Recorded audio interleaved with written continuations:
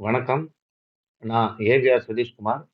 சென்னையில உயர்நிலை ஜோதிடம் அப்படின்றது மகா ஜோதிஷ் என்ற பெயர்ல நான் பாடமா எடுத்துட்டு இருக்கிறேன். ஜோதிடர்களும், மற்ற ஜோதிட ஆர்வலர்களும் என்கிட்ட நெறைய பேர் வந்து படிச்சுட்டு இருக்காங்க. உலகம் எல்லா இடத்துல இருந்தும் என்ட்ட படிச்சுட்டு இருக்காங்க. ஒரு கோவில் அப்படின்னா எப்படி உருவாச்சு?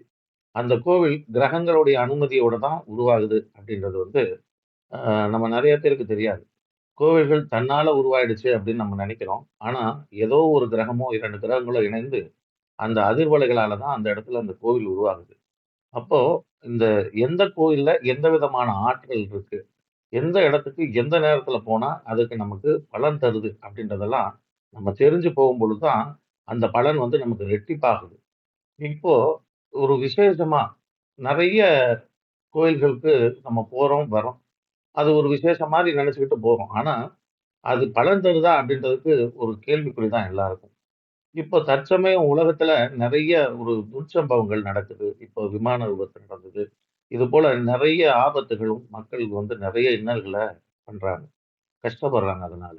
இப்போ இப்போ இந்த நேரத்துல உலக மக்களுடைய நன்மைக்காகவும், இன்னும் மற்ற நபர்களுடைய நல்லதுக்காகவும், நெறைய அவங்களுடைய பர்சனல் பிரச்சனைகள் கூட இருக்கும். சிலர் வந்து வெற்றி பெற முடியாம தவிப்பாங்க.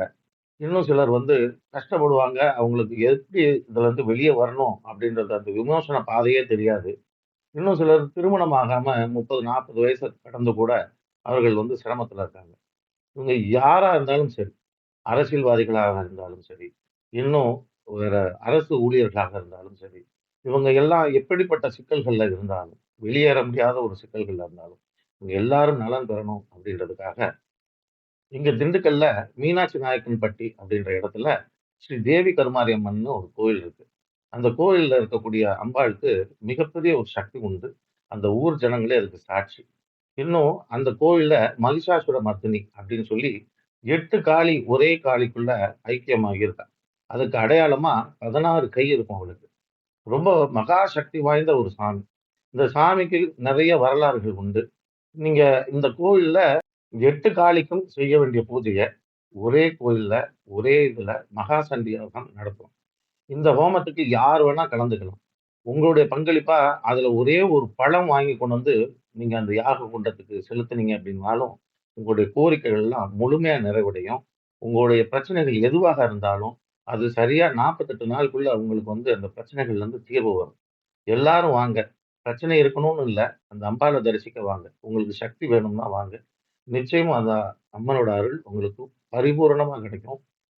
இந்த மகா சண்டி ஹோமம் வந்து 18ஆம் தேதி நாளைக்கு காலையில 9 மணியிலிருந்து இரவு வரைக்கும் பாராயணம் நடைபெறும். மதியம் மட்டும் ஒரு 2 மணி நேரம் ஓய்வு.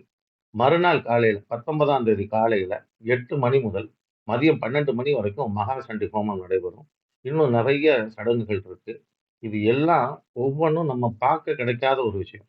எல்லாரும் குடும்பத்தோட வந்து இதுல கலந்துக்கிட்டு அந்த அம்மனின் அருளை பெறணும். குடும்பத்தோட வந்து அந்த அம்மனின் அருள நீங்க ஆசீர்வாதமா பெற்றுட்டு போணும்னு நான் வேண்டி விரும்பி கேட்டுக்கிறேன். நன்றி. வணக்கம்.